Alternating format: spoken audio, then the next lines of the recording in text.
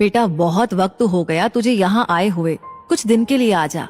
सावित्री जी अपनी बेटी पायल से फोन पर बोली। पर माँ मैं कैसे, यहाँ के हालात तो तुम जानती हो, पापा जी की हालत ऐसी नहीं है कि उन्हें अकेला छोड़ा जाए। पायल ने अपनी मजबूरी बताई। बेटा पूरा 1 साल हो गया, यही सुनते सुनते ना किसी तीज त्योहार पर आई, ना ही कभी वैसे मिलने आई। क्या हम सबकी याद नहीं आती तुझे? सावित्री जी भावुक होते हुए बोली। माँ कौन कहता है याद नहीं आती, आप मेरी माँ हो, मेरे सबसे करीब, पर मेरी मजबूरी भी तो समझो ना। पापा जी की बीमारी ऐसी है कि उन्हें हर वक्त सहारे की जरूरत है। रितेश जॉब पर चले जाते हैं तो उनकी देखभाल मुझे ही करनी होती है। पायल माँ को समझाती हुई बोली। अरे तो ससुर की जिम्मेदारी सारी तेरी है क्या? तू अपने दोनों बच्चों को लेकर इधर आ जा और कुछ दिन उनकी जिम्मेदारी अपनी नंदों को सौंप दे। एक शहर में रहते हो तुम सब, इतना तो कर ही सकती है वो। सावित्री जी ने समझाया। ठीक है माँ, मैं बात करती हूँ दीदी से, पायल ने माँ की जिद के आगे झुकते हुए कहा। पायल रितेश की पत्नी और 2 छोटे बच्चों की माँ। ससुराल में सास तो थी नहीं, बस ससुर थे जिन्होंने पायल को हमेशा बेटी सा मान दिया, और पायल ने भी उन्हें ससुर नहीं पिता का दर्जा दिया। पिछले साल अचानक उन्हें लकवा मार गया और शरीर का सीधा हिस्सा पूरा प्रभावित हो गया। अब वो बिन सहारे उठ बैठ भी नहीं पाते थे। आर्थिक स्थिति इतनी अच्छी नहीं थी कि उनके काम करवाने को किसी सहायक को रखा जाए, और पति रितेश की अपनी नौकरी, तो पायल ने सारी जिम्मेदारी खुशी खुशी उठा ली। सुबह रितेश नहलवा जाते थे, बाकी सारा दिन पायल ही उनके खाने पीने से सूसू पॉटी तक का देखती थी। इसी कारण वो 1 साल से पीहर भी नहीं गई थी अपने। अब माँ की जिद के कारण 2 दिन के लिए ननद को छोड़ वो अपने मायके पहुंची। कितनी कमजोर हो गई है मेरी बेटी, सावित्री जी उसे गले लगाते हुए बोली। अरे कहाँ माँ, वैसी ही तो हूँ, पायल हंसते हुए बोली। माँ ने उसकी पसंद का बहुत कुछ बनाया था। बच्चे भी नानी नाना और मामा के लाड़ में बहुत खुश थे। पायल बीच बीच में ननद से फोन पर ससुर का हाल चाल पूछती रही।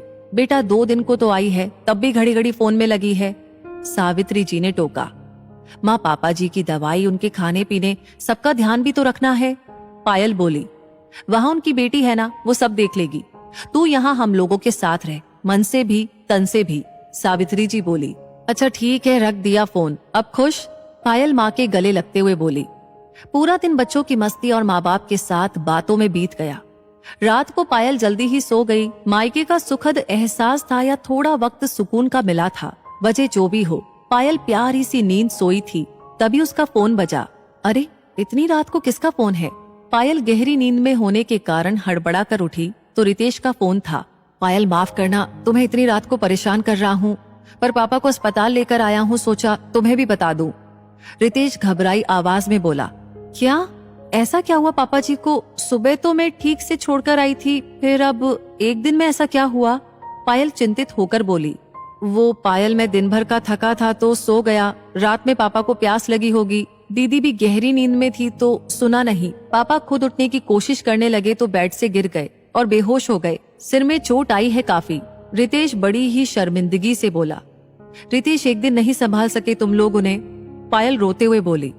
पायल तुम हर काम उनका अपने सिर लिए थी, तो हमें आदत ही नहीं रात को उठने की। तुम जाने कैसे उनकी एक आवाज में उठ जाती थी। रितेश बोला। मैं आ रही हूँ अभी, पायल बोली।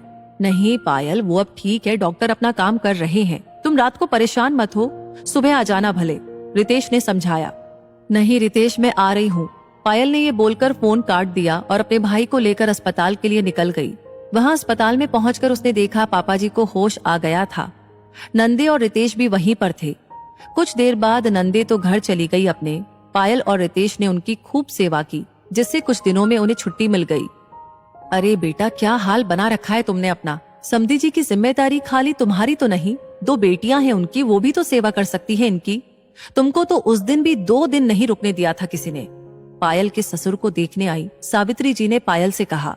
मम्मी मैं इस घर की बहू हूँ तो मेरी जिम्मेदारी ज्यादा हुई ना। उस दिन भी मैं पापा जी को छोड़कर ना आती तो शायद उनको चोट ना लगती। पायल ससुर को दलिया खिलाते हुए बोली। पर बेटा तू बहू है तो क्या तूने ही गोद ले लिया इन्हें जो तू ही सेवा करेगी? सावित्री जी बोली। हाँ मम्मी, गोद ले लिया है मैंने अपने ससुर को।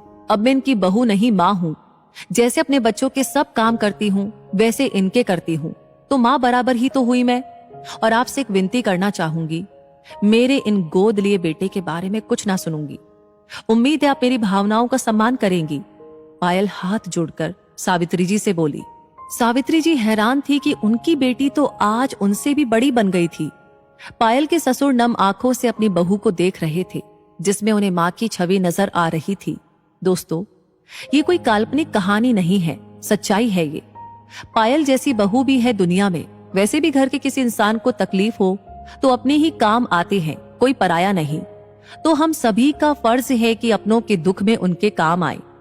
दोस्तों, इस वीडियो से आपको क्या सीख मिलती है कमेंट सेक्शन में जरूर बताएं और इस वीडियो को ज्यादा से ज्यादा शेयर करें। आपका हर एक लाइक और शेयर हमें मोटिवेट करता है ऐसी ही प्रेरणादायी वीडियो आपके सामने लाने के लिए। साथ ही हमारी हर वीडियो को सबसे पहले पाने के लिए हमारे पेज को फॉलो करना ना भूलें। धन्यवाद।